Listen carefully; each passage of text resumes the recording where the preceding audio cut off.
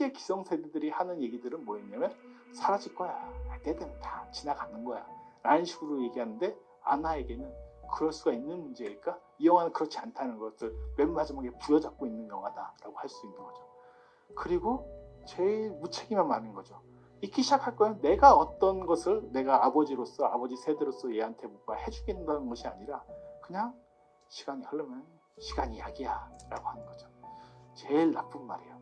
시간은 약이 아니에요. 시간은 오히려 반대로 독이 될 수도 있어요. 이 영화가 보여주는 것들의 한 면이 그런 측면이다. 그것이 좋은 버섯인지 독버섯인지 알 수가 없어요. 주어지는 사람이 그것을 어떻게 받아들이냐의 문제이기 때문에 읽기 시작한다는 것은 그냥 흔히 하는 소위 말하는 시쳇말에 속한다고 볼 수 있겠죠.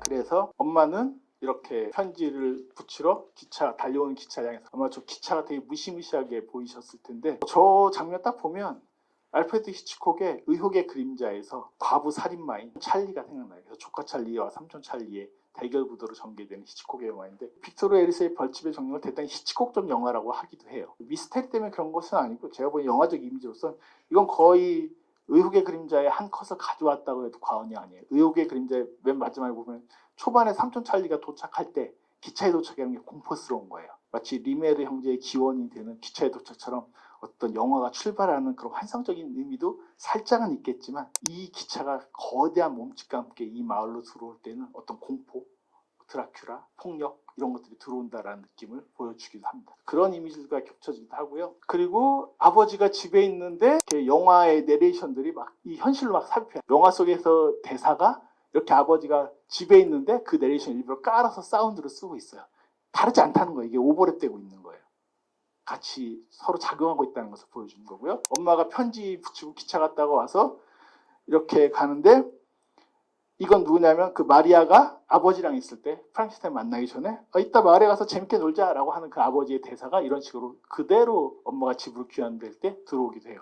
그래서 사실은 이 모든 세계가 이미 프랑켄슈타인적인 그 것으로 혹은 영화적인 것으로 지배하고 있다는 것을 되게 자연스럽게 흘려서 보내주는 그런 설정들을 되게 정교하게 하고 있다라고 할 수가 있어요. 그래서 다시 극장 안으로 보면 이게 이제 그 마리아라는 애랑 꽃 따서 이렇게 버리는 장면 여기서 이제 딱 꽃이 없어졌어요. 지금 그래서 괴물이 약간 잘 안 보이실 텐데 약간 당혹스러워하는 이거 어떡하지? 뭐지? 라고 하고 있었는데 여기서 딱 커트가 되지만 실제 아까도 말씀드렸던 것처럼 오리지널 영화에서는 마리아를 그래서 저 옷에 확 던져버려요. 꽃처럼. 그러니까 의외로요. 이것도 되게 웃긴 건데 요즘은 영화를 만드는 그 감독이나 제작자 입장에서도 아이나 동물들을 어떻게 묘사하는가 되게 예민한 이슈거든요. 함부로 이렇게 못하는데 저 때는 오히려 개념이 없었던 거예요. 아이라는 개념 혹은 우리가 이제 지금 뭐 반려동물 수준을 넘어서서 오히려 아이보다 더 많이 투자하는 경우도 있겠죠. 그런 수준으로 바뀌어버리는 이 시대에는 그 봉준호 감독이 이제 플란다스에는 다시는 못 만들 거예요. 거기도 이미 이제 그 자막으로 되게 안전하게 했다라는 것이 나오지만 그런 그 대살인범, 연쇄살인마 이런 얘기들은 이제 할 수가 없는 시대가 와버렸어요. 확실히 영화라는 것이 어떤 탄생할 땐 그 시대성의 조건과 되게 긴밀하게 연결이 되기도 합니다. 여하튼 아이를 죽인 장면이 30년대 흑백 영화에 바로 나온다. 되게 지금 보면 무섭다라고 할 수 있고요. 그래서 이제 아나가 그것을 보면서 괴물이 죽인 거야라고 물어보면 그 장면이 없었나? 라는 생각을 할 수 있었다라는 이제 차원에서 아까 말씀드렸던 거고요. 이게 지금 앞에 극장 시퀀스가 아직도 이제 다 이렇게 끝이 나게 되고 집에 와서 언니 이사벨과 이제 계속 얘기를 하죠. 그때 이렇게 물어봐요.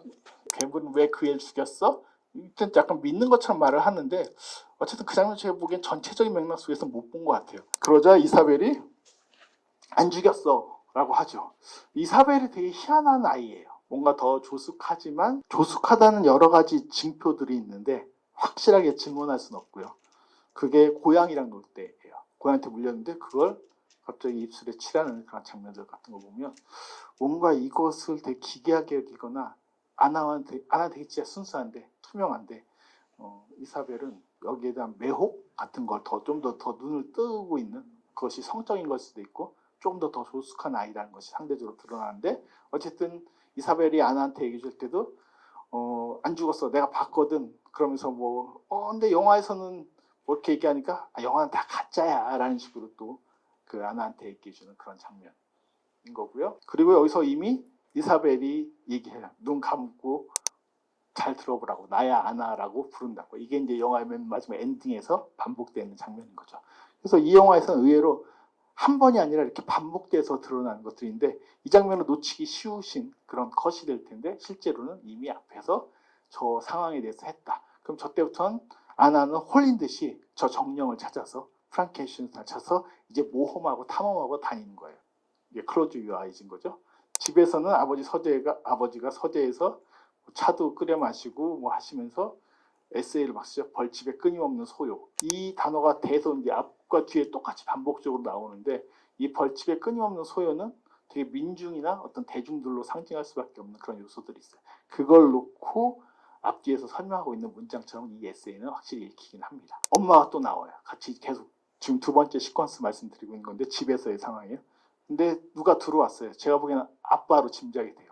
이 부분은 실질적으로 거의 대화가 없어요. 나중에 이제 아빠가 외출하거나 엄마가 외출할 때 여기서 뭐가 일어나거든요. 이 사건들은. 그렇죠. 애들이 뭔가 저지르려면 부모가 없어야죠. 그래서 외출하는 장면들이 나오는데 이 부부들끼리도 나중에 아빠가 나갈 때 엄마가 모자 한번 던져주는 것 정도의 어떤 스킨십을 제외하고는 실질적으로 되게 가까이서 뭐 붙어 있거나 대화하는 것을 거의 볼 수가 없어요. 학교 장면을 보시면 심장 붙이고 폐 붙이고 하다가 아나가 이렇게 눈 붙여주는 장면들도 기억이 나실 거예요. 그래서 이 영화에선 이 눈, 영혼 어떻게 볼 것인가 이 세계를 이게 되게 중요한 문제이고 이건 흔히들 많이 얘기하는 것 중 하나가 우리는 사실과 팩트와 트루, 진실은 다르다고 얘기 많이 하거든요. 어느 정도 동의가 되거나 합의가 된 얘기 중에 하나는 우리 사실이면 다 맞는 거 아니야? 라고 하지만 사실은 그냥 그 상황에 대한 사실성이 있을 뿐 거지 이것에 대한 진실성은 다를 수 있다는 거죠. 쉽게 말하자면 비유예요. 죄송해요. 제가 찔렀어요. 사실적으로는 저 새끼가 살인했어. 되겠지만 이 찔렀을 때의 어떤 상황과 이 관계성과 마음에 의해서는 이것이 반대로 아주 역설적으로 얘기하면 그런 관계라는 뜻은 아니고 오해하지만 사랑일 수도 있는 거죠. 근데 이걸 받아들이냐 마느냐는 사실적 법적 판단과 이 관계성에 대한 이해를 할 때 예술적으로, 이야기적으로 진실에 대한 판단은 전혀 다른 차원으로 벌어질 수밖에 없기 때문에 그것들이 사실은 이미지의 간극이라고 불리고 있는 많은 그 형태들에서 벌어지고 있는 것들이기도 하거든요. 그런 것들이 사실은 어떻게 본다, 뭘 본다, 본다는 것이 무엇인가라는 건 대단히 영화적인 질문인 동시에 우리가 세계를 어떤 창으로, 어떤 눈으로, 어떤 프레임으로 바라볼 것인가는 되게 근원적으로 중요한 문제 중에 하나예요. 어쨌든 여기서는 우린 아나의 눈을 보게 되고 아나가 호세의 눈을 붙이는 걸 학교 장면에서 바로 보시게 됩니다. 호세가 프랑켄슈타인적인 캐릭터라는 것도 아까 설명을 드렸고요. 그래서 이제 언니가 얘기하는 나 봤어 하는 완전히 거짓말인데 되게 이상한 데서 데려가요. 저 위치가 어떻게 있는지 모르지만 들판의 집, 우물 그래서 그 사람 집 맞아 그래서 같이 내려가 보면서 처음엔 이사벨이 뭐 우물도 보고 하는 걸 봐요. 그때 아나는 되게 조심스럽게 그 뒤에서 머뭇머뭇하고 있어요. 그 다음에 혼자 와요. 다음날 혼자 와서 이렇게 둘러보고 우물도 보고 하다가 보니까 발이 있어. 이거 거의 무슨 프랑켄슈타인의 발처럼 보이는 거대한 발에 자기 발을 맞춰보는 장면들이 이어지게 돼요. 그러니까 이제 자기가 직접적으로 확인하고 경험하는 것을 아나가 되게 중시하고 있는 거죠. 그럼으로써 아나는 이 공간에 빠져들죠. 이사벨은 어차피 거짓말을 했고 그걸 보고 싶은 게 아니기 때문에 아나를 끌어들이기 위한 방편이었기 때문에 그 후에 따라오진 않아요. 근데 아나만 끊임없이 그 후로 반복적으로 오면서 정말로 이곳에 있으면 정령을 만날 수 있을까라는 고민을 하기 시작을 하는 거죠. 집에 다시 돌아와서는 뭐 엄마가 너 어디 갔냐고 물어봤어. 그래서 학교에 있다고 거짓말했어. 뭐 이런 대사들이 막 자매끼리 나오다가요. 그러다 갑자기 얘네들이 멈춘 순간이 아빠가 와 하면서 갑자기 멈추죠. 아까 뭐가 온다고 했죠? 영화의 시작이? 영화가 와. 이제 아빠가 와요. 계속 이런 식으로 대체가 돼요. 또 반복인데 그 영화가 온다는 것이 프랑켄슈타인 영화가 온다는 게 일종의 공포스러운 것이고 특히 부성적 존재, 프랑코 독재적 존재, 아빠적 존재라는 것도. 딸들이 좋아야 되는데 꼭 그렇진 않아요. 근데 컷이 되면 그 다음엔 딸들과 아빠가 버섯을 보러 가요. 바로. 이게 다음 번째 거의. 그래서 자기도 할아버지한테 배웠다면서 뭐 아버지가 자기 아버지로부터 배운 것을 딸들에게, 자기 아이들에게, 이 집은 이제 아들은 없으니까요, 전해주면서 버섯을 구별시켜주기 시작을 하고, 심지어 나중에 이제 독버섯을 발견했을 때는 저렇게 발로 무자비하게 내리찍어요. 이게 어떻게 보면 가장 폭력적 장면 중에 하나이기도 하거든요. 시각적으로. 저렇게 짓밟는 장면을 보면서 저 독버섯일까? 저 버섯은 도대체 뭘까? 독버섯이란 게 독재자 입장에서 누가 독버섯이에요? 소위 뭐 민주주의 투사들이 독버섯일 거 아니에요. 그런 걸 수 있어요. 되게 노골적인 으깨는 장면이 되게 세게 나와요. 강조돼서.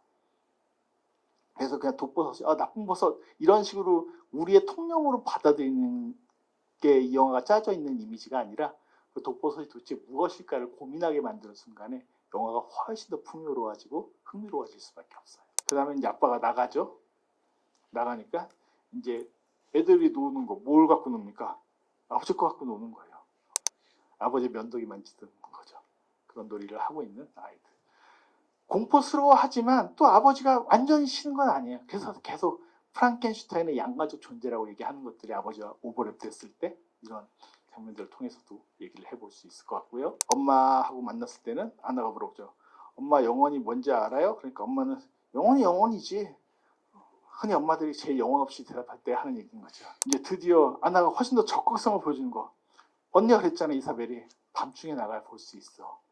라고 하니까 밤중에 외출을 하는 아나의 모습들도 컷이 길진 않은데 그것도 잠깐 등장을 하기도 했고요. 그리고 시퀀스에서는 기차에서 뛰어내려서 역시 온 거죠. 뭐가 왔어요, 이번에는? 저 탈출범이 오게 되는 거. 역시 또 온 거예요.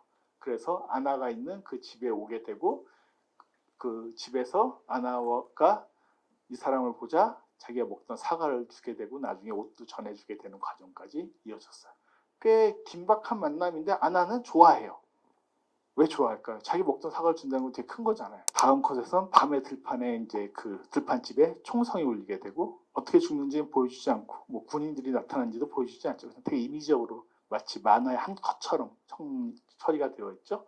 그리고 다음날 경찰서장이 시계를 들면서 아버지를 호출해서 옷과 시계를 건네주는 장면이 있고요. 다음날 아까도 설명드린 것처럼 아버지가 식탁에서 시계를 꺼내 보이고 아나를 쳐다보는 아버지가 있고 다시 아나가 들판의 집을 아나는 그 밤의 상황을 모르죠. 모른 채 그 피 묻은 가봤더니 그 사람은 없고 피 묻은 돌을 보게 되고 그때 아버지가 등장하게 되고 이때가 이제 이 영화의 절정이죠.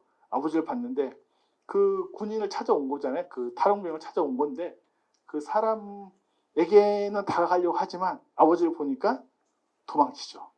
물론 뭔가 잘못을 했죠. 아버지 옷을 갖다 줬으니까. 저지른 죄가 있으니까 도망을 치는 것일 수도 있겠지만 과연 누구에게 호의를 느끼고 있고 아나가 누구에게 공포를 느끼고 있는가라는 것이 이 장면에서 되게 역력하게 드러나게 되는 거죠. 그리고 밤에 도로에다가 버섯을 만지는 아나도 잠깐 나오기도 했었고요. 그리고 컷이 바뀌면 편지를 태우는, 다시 말해서 이제 더 이상 엄마의 과거, 탈영병에 대한 혹은 그 내전 때 싸우던 자기 편에 있던 군인들에 대한 생각들은 이제 이 세계에서 종말을 맞이했다라는 것을 명확히 보여준 다음에 돌아가게 되면 이제 아나 앞에 프랑켄슈타인이 나타나서 영화 속에서 봤던 장면을 재현하는 거죠. 그건 물론 상상이죠. 왜냐하면 깨어나면 아나가 들판에서 이렇게 자고 있는 것들이 발견되는 거니까요. 근데 아까도 말씀드렸던 것처럼 이 배우는 아버지 배우가 1인 역을 한 것이다 라고 생각해보면 되게 의미심장하게 보이죠. 저 프랑켄슈타인의 존재에 대해서. 도대체 이 소녀가 느끼고 있는 이 세계의 공포, 죽음에 대한 어떤 두려움 같은 것들은 사실은 아버지 혹은 아버지적인 존재들로부터 오는 것이다 라는 것들이 확연하게 보이는 거죠. 다행히 이제 죽지는 않지만 영화와 달리 영화와 현실의 그것이 간극이기도 한 거니까요. 죽지는 않습니다만 그것들을 보게 되는 장면들을 봐야 돼요. 결국 이 장면을 찍기 위해서 처음에 영화가 온다고 얘기하고 제임스 웨일의 프랑켄슈타인을 보여주고 여기까지 여러분들 달려오게 만들었다라고 볼 수 있어요. 결국 이 관계들을 여러분들은 정령으로 보실 수 있어요. 충분히 볼 수 있죠. 혹은 아나가 소망하는 어떤 것, 아나가 원하는 것일 수도 있지만 동시에 프랑켄슈타인이 갖고 있는 속성, 영화의 어떤 오리지널의 내용, 저 연기를 한 배우가 아버지였다라는 것에 대한 특징, 뭐 이런 것들이 다 오버랩되면 되게 미묘하게 여러 가지로 다층적으로 해석할 수밖에 없는 그런 장면이 된다라고도 할 수 있을 것 같습니다. 아나가 우리를 보긴 하는데 역시 계속 본다는 얘기가 강조가 되는 거예요. 잘 알아보지 못해요. 우리가 없는 사람처럼 생각을 해요. 라는 식으로 얘기를 해요. 그러니까 이미 아나는 저 세계로 가 있는 거예요. 현재로서는. 그래서 그 괴물적 혹은 정령적 세계로 넘어간 거죠. 그걸 되게 적극적으로 묘사한 게 아까도 말씀드렸던 빌레르모 델 토로의 판의 미로에서 거의 끝에 장면을 보면 그 완전 정령의 세계로 넘어간 여주인공 소녀를 보여주게 되는 차원까지 이르게 돼요. 여긴 그렇지 않고 의사가 이렇게 얘기하죠. 의사면 통상적으로 할 용어는 되게 정교한 언어 선택이거든요. 나을 거예요. 괜찮아질 거예요가 돼야 되는데 그게 아니라 그때의 상처, 그때 그 기억, 그 공포로부터 잊기 시작할 거예요. 그 기억이 사라질 거예요. 라고 얘기하고 있는 거예요. 결국에는 이 역사가 스페인도 70년대, 80년대 프랑코 독재가 끝나고 나서 해결이 안 되는 거 보면 그것이 사라진다는 것에 대한 생각을 해버렸기 때문에 그게 더 크거든요. 사라지지 않아요. 역사는. 사라질 수도 없는 거고요. 근데 쉽게 기성세대들이 하는 얘기들은 뭐였냐면 사라질 거야. 때 되면 다 지나가는 거야. 라는 식으로 얘기하는데 아나에게는 그럴 수가 있는 문제일까? 이 영화는 그렇지 않다는 것을 맨 마지막에 부여잡고 있는 영화다라고 할 수 있는 거죠. 그리고 제일 무책임한 말인 거죠. 잊기 시작할 거예요. 내가 어떤 것을 내가 아버지로서 아버지 세대로서 얘한테 뭔가 해주겠다는 것이 아니라 그냥 시간이 흐르면 시간이 약이야 라고 하는 거죠. 제일 나쁜 말이에요. 시간은 약이 아니에요. 시간은 오히려 반대로 독이 될 수도 있어요. 이 영화가 보여주는 것들의 한 면이 그런 측면이다. 그것이 좋은 버섯인지 독버섯인지 알 수가 없어요. 주어지는 사람이 그것을 어떻게 받아들이냐의 문제이기 때문에 잊기 시작한다는 것은 그냥 흔히 하는 소위 말하는 시쳇말에 속한다고 볼 수 있겠죠. 집에서는 여전히 아버지는 그 벌에 관한 아까 보셨던 그런 벌에 관한 에세이들을 쓰고 있고 엄마가 테레사가 남편 이렇게 서재에서 자고 있으니까 덮어주고 이 장면이 뭐냐면 그 등의 불을 어둠으로 끄는 장면이에요. 그러니까 사실은 기성세대는 이미 어둠을 받아들인 거예요. 편지도 받아들이고 태워버리고 이 프랑코 독재나 이 도래하는 역사에 대해서 그냥 인정. 자 이제 우린 이 전체주의 사회를 살아갈 거야라는 것을 어둠 속으로 스스로 침잠하는 선택을 해버리는 것인데 아나는 갑자기 물을 먹고 나서 깨어나가지고 이렇게 창문을 열고 걸어나가죠. 걸어나가서 화면은 클로즈업 되고 반대가 되면 눈을 감아라라는 말에 따라서 클로즈 유어 아이즈 하면서 어떤 다른 차원, 더 새로운 역사, 우리에게 어떤 희망에 대한 것들을 꿈꾸듯이 바라보는 거죠. 이 아이가 그걸 직설적으로 인식하거나 바라볼 수는 없을 거예요. 다만 온리 할 수 있는 유일한 방법은 꿈꾸는 거예요. 그러기 위해서는 클로즈 유어 아이즈를 해야 되고 그걸 통해서 그것을 받아들이게 되는 순간에 그래도 이 영화가 너무 끔찍해 라고 끝나지 않는 건 아나의 어떤 저런 마지막 클로즈업을 우리가 영화 속에서 봤기 때문에 그리고 빅토르 에리스의 영화를 통해서 시종일관 이런 태도를 견지하는 흐름들을 보아왔기 때문에 클로즈 유어 아이즈 하는 아나의 모습을 통해서 최근에 개봉했던 클로즈 유어 아이즈까지 연결해서 보시면은 그것이 우리가 영화를 이해하는 방식일 수도 있겠지만 동시에 살아가는 현재 역사를 이해하는 방식일 수도 있다는 것들을 영화는 한국에서 보여주고 있다고 할 수가 있습니다.